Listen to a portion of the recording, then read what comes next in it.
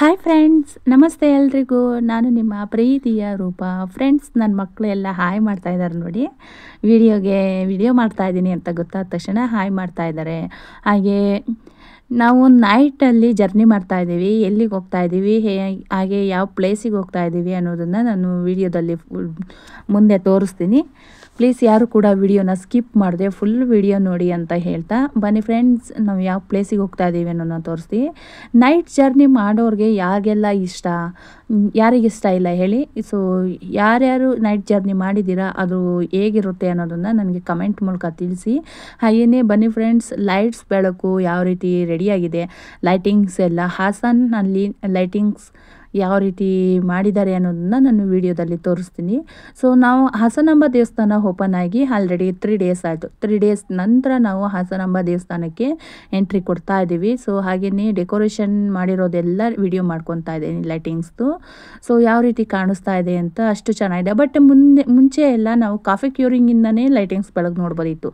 ಯಾಕಂದರೆ ಹೋದ ವರ್ಷದ ಒಂದು ವಿಡಿಯೋ ಹಾಕಿದ್ದೀನಿ ಹಾಸನಾಂಬ ದೇವಸ್ಥಾನದ್ದೇ. ಸೊ ಅಲ್ಲಿ ನೋಡ್ಬೋದು ನೀವು, ಕಾಫಿ ಕ್ಯೂರಿಂಗಿಂದನೇ ಲೈಟಿಂಗ್ಸ್ ಸ್ಟಾರ್ಟ್ ಆಗಿದೆ. ಬಟ್ ಇಲ್ಲಿ NR ಸರ್ಕಲ್ ಹತ್ರ ಬಂದಾಗ ಮಾತ್ರ ಇದೆ, ಯಾಕೋ ಗೊತ್ತಿಲ್ಲ. ಈ ಸಲ ಕಾಫಿ ಕ್ಯೂರ್ ಇಲ್ಲ, ನ್ಯೂ ಸ್ಟ್ಯಾಂಡ್ ಇಲ್ಲ, ಫ್ಲೇವರ್ ಮನೆ ಮೇಲೂ ಕೂಡ ಇಲ್ಲ.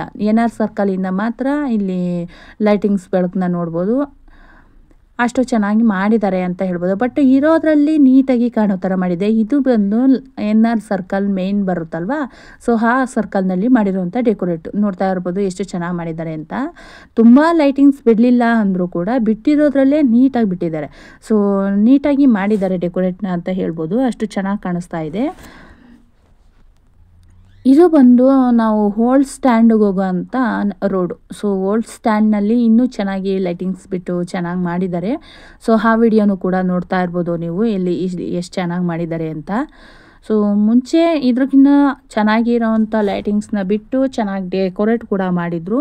ಆ ವಿಡಿಯೋ ನಾನು ಇದಕ್ಕಿಂತ 1 ಇಯರ್ ಬ್ಯಾಕ್ ಹಾಸನಾಂಬ ದೇವಸ್ಥಾನದ್ದು ಕೂಡ ವಿಡಿಯೋ ಹಾಕಿದ್ದೀನಿ. ಸೊ ಅಲ್ಲಿ ನೋಡ್ಬೋದು ನೀವು ಎಷ್ಟು ಚೆನ್ನಾಗಿ ಲೈಟಿಂಗ್ಸ್ ಬಿಟ್ಟಿದ್ದಾರೆ ಅಂತ. ಸೊ ಇದು ಬಂದು ಓಲ್ಡ್ ಸ್ಟ್ಯಾಂಡ್ ಎದುರುಗಡೆ ಇರುವಂಥ ಹೇಮಾವತಿ ಸ್ಟ್ಯಾಚುಗೆ ಮಾಡಿರುವಂಥ ಡೆಕೋರೇಟ್. ಸೊ ನಾವು ಕಾರ್ನ ಒಂದು ಸೈಡ್ನಲ್ಲಿ ಪಾರ್ಕ್ ಮಾಡಿ ಅಲ್ಲಿಂದ ಕಾಲ್ನಡಿಗೆನಲ್ಲಿ ನಡ್ಕೊಂಡು ಹೋಗ್ತಾ ಇದ್ದೀವಿ. ನೋಡ್ತಾ ಇರ್ಬೋದು ನಮ್ಮ ಫ್ಯಾಮಿಲಿ ಯಾವ ರೀತಿ ಬರ್ತಾ ಇದೆ. ಆಂಜನೇಯನ ಬಾಲ ಥರ ಉದ್ದ ಬೆಳ್ಕೊಂಡು ಹೋಗ್ತಾ ಇದೆ ನಮ್ಮ ಫ್ಯಾಮಿಲಿ. ಸೊ ಇವಾಗ ಸದ್ಯಕ್ಕೆ ಅಪ್ಪ ಮಗಳು ಇಬ್ಬರೂ ಹೋಗ್ತಾ ಇದ್ದಾರೆ. ಮುಂದೆ ನನ್ನ ಮಗಳು ಮತ್ತು ನಮ್ಮ ಯಜಮಾನ್ರು ಇಬ್ಬರು ಹೋಗ್ತಾ ಇದ್ದಾರೆ. ಅವರಿಂದ ನಾನು ಕೂಡ ಹೋಗ್ತಾ ಇದ್ದೀನಿ. ಸೊ ನೋಡ್ತಾ ಇರ್ಬೋದು ಎಲ್ಲರೂ ಕೂಡ ಹಾಸನಾಂಬ ದೇವಸ್ಥಾನದ ಎದುರುಗಡೆ ಮೇಯ್ನ್ ಮುಂಬಾಗ್ಲು ಬರುತ್ತಲ್ವ, ಸೊ ಅಲ್ಲಿಗೆ ಬಂದು ನಿಂತಿದ್ದೀವಿ. ಸೊ ಇಲ್ಲಿ ಡೆಕೋರೇಟ್ನ ನೋಡ್ತಾ ಇರ್ಬೋದು ಎಷ್ಟು ಚೆನ್ನಾಗಿ ಮಾಡಿದ್ದಾರೆ ಅಂತ. ಸೊ ಕ್ಯೂ ಮಾತ್ರ ತುಂಬಾ ಲಾಂಗ್ ಇತ್ತು ಕ್ಯೂ.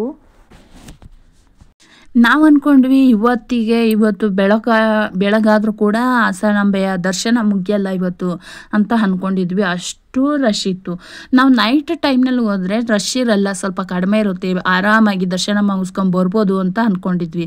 ಬಟ್ ನಮ್ಮ ಥರನೇ ಬೇರೆಯವರು ಕೂಡ ಯೋಚನೆ ಮಾಡಿರ್ತಾರಲ್ವ, ಸೊ ಅದು ನಮ್ಮ ತಲೆಗೆ ಬರಲಿಲ್ಲ. ಬಟ್ ಹೋಗಬೇಕು, ನೈಟಲ್ಲಿ ಹೋದರೆ ಕಡಿಮೆ ಇರುತ್ತೆ ಅಂತ ಹೋಗಿದ್ವಿ. ಬಟ್ ಅಲ್ಲೂ ಕೂಡ ಅದೇ ಥರ ಯೋಚನೆ ಮಾಡಿಕೊಂಡು ತುಂಬ ಜನ ಬಂದಿದ್ದರು.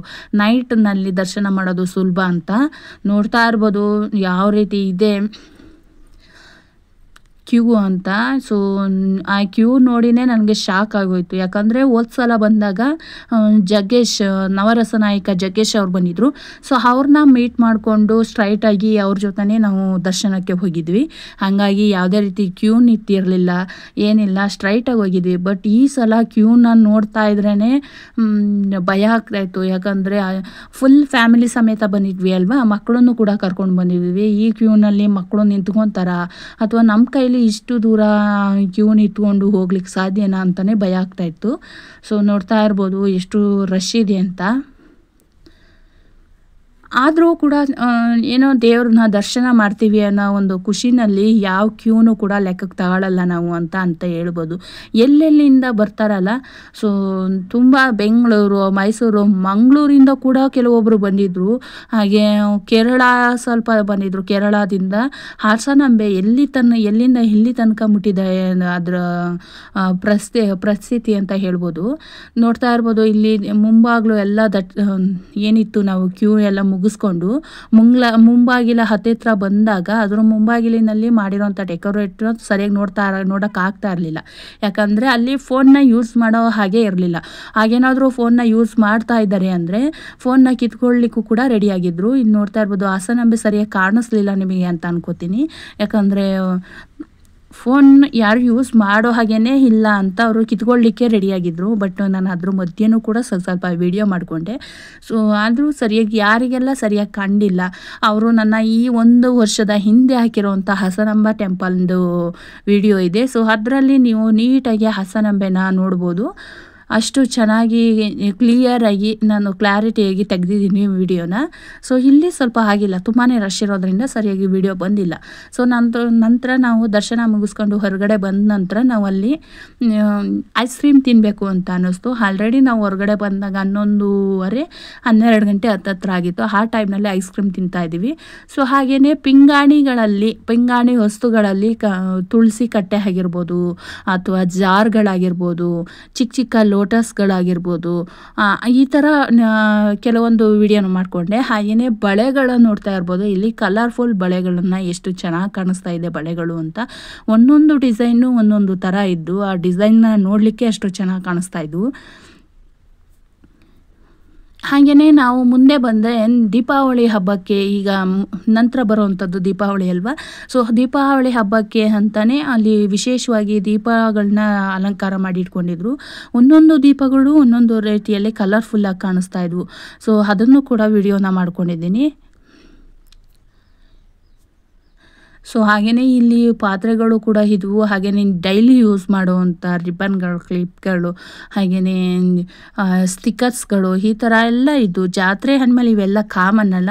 ನಾವೆಲ್ಲೇ ಹೋದರೂ ಕೂಡ ಜಾತ್ರೆಗಳಲ್ಲಿ ಇವೆಲ್ಲನೂ ನೋಡ್ಬೋದು. ಹಾಗೆಯೇ ವಿಶೇಷ ಅಂತ ಅನಿಸಿದರೆ ಇಲ್ಲಿ ನನಗೆ ಆಡಿಸಿ ನೋಡು ಬೀಳಿಸಿ ನೋಡು ಉರುಳಿ ಹೋಗದು, ಆಡಿಸಿ ನೋಡು ಬೀಳಿಸಿ ನೋಡು ಉರುಳಿ ಹೋಗದು ಅನ್ನೋ ಸಾಂಗ್, ರಾಜ್ಕುಮಾರ್ ಸಾಂಗ್ ನೆನಪಿ ಬಂತು. ಯಾಕಂದರೆ ಅಲ್ಲಿ ಆ ಥರದ ಗೊಂಬೆಗಳನ್ನು ಕೂಡ ಇಟ್ಟಿದ್ರು. ಸೊ ನನಗೆ ಸಡನ್ಲಾಗಿ ಆ ಗೊಂಬೆ ನೋಡಿದ ತಕ್ಷಣ ರಾಜ್ಕುಮಾರ್ ಸಾಂಗ್ ನೆನಪಿ ಬಂತು. ಸೊ ಅಷ್ಟು ಚೆನ್ನಾಗಿರೋವಂಥ ಗೊಂಬೆಗಳನ್ನು ಕೂಡ ಇದ್ವು ಅಲ್ಲಿ. ಹಾಗೆಯೇ ಜಾತ್ರೆ ಆದಮೇಲೆ ಇವೆಲ್ಲ ಕಾಮನ್ ಅಲ್ಲ, ನಾವು ತಗೊತೀವೋ ಬಿಡ್ತೀವೋ, ಬಟ್ ಎಲ್ಲನೂ ಒಂದು ರೌಂಡ್ ಹಾಕೊಬರೋದು ಒಂದು ಖುಷಿ ಅಲ್ಲ. ಸೊ ನಾವೆಲ್ಲನೂ ಕೂಡ ಒಂದೊಂದು ರೌಂಡ್ ನೋಡ್ಕೊಂಡು ಬಂದ್ವಿ. ಹಾಗೆ ಹಾಸನಾಂಬೆ ದರ್ಶನ ಕೂಡ ಮುಗೀತು. ಸೊ ಇವಾಗ ಮನೆಗೆ ಹೊರಟ್ವಿ. ನಾವು ಮನೆಗೆ ಹೊರಡೋ ಅಷ್ಟರಲ್ಲಿ ನಾವು ಆಲ್ರೆಡಿ 12 ಗಂಟೆ ಆಗಿತ್ತು. ಸೊ ಮಧ್ಯೆ ಟ್ರಾಫಿಕ್ಗಳು ಕೂಡ ಇನ್ನೂ ಬರೋರು ಕೂಡ ಬರ್ತಾನೆ ಇದ್ದರು. ಇನ್ನೂ ನಾವು ಅಲ್ಲಿ ದರ್ಶನ ಮುಗಿಸ್ಕೊಂಡು ಮನೆಗೆ ಹೋಗ್ತಾ ಇದ್ರು ಕೆಲವೊಬ್ರು ಬರೋರು ಬರ್ತಾನೆ ಇದ್ದರು. ಸೊ ಸ್ವಲ್ಪ ಲೈಟಿಂಗ್ಸ್ ಕೂಡ ನಾನು ಇಲ್ಲಿ ವಿಡಿಯೋ ಮಾಡ್ಕೊಂಡಿದ್ದೀನಿ. ನೀವ್ಯಾರಾದರೂ ನೋಡೋಕ್ಕೆ ಬಂದಿಲ್ಲ, ಹಾಸನಾಂಬ ದರ್ಶನ ಮಾಡಲಿಕ್ಕೆ ಯಾರ್ಯಾರು ಬಂದಿಲ್ಲ, ಮುಂದಿನ 23ನೇ ತಾರೀಕು ತನಕನೂ ಟೈಮ್ ಇದೆ. ಇನ್ನೂ ಒಂದು ವೀಕ್ ಟೈಮ್ ಇದೆ. ಆ ವೀಕ್ನಲ್ಲಿ ಬಂದು ಯಾರ್ಯಾರು ದರ್ಶನ ಮಾಡಿಲ್ಲ ದರ್ಶನ ಮಾಡ್ಕೊಳ್ಳಿ ಅಂತ ಹೇಳ್ತಾ, ಈ ವಿಡಿಯೋ ನಿಮಗೆ ಇಷ್ಟ ಆದರೆ ಪ್ಲೀಸ್ ಒಂದು ಲೈಕ್ ಮಾಡಿ, ಶೇರ್ ಮಾಡಿ, ಹಾಗೆ ಕಮೆಂಟ್ ಮಾಡಿ ಅಂತ ಹೇಳ್ತೀನಿ. Thank you so much.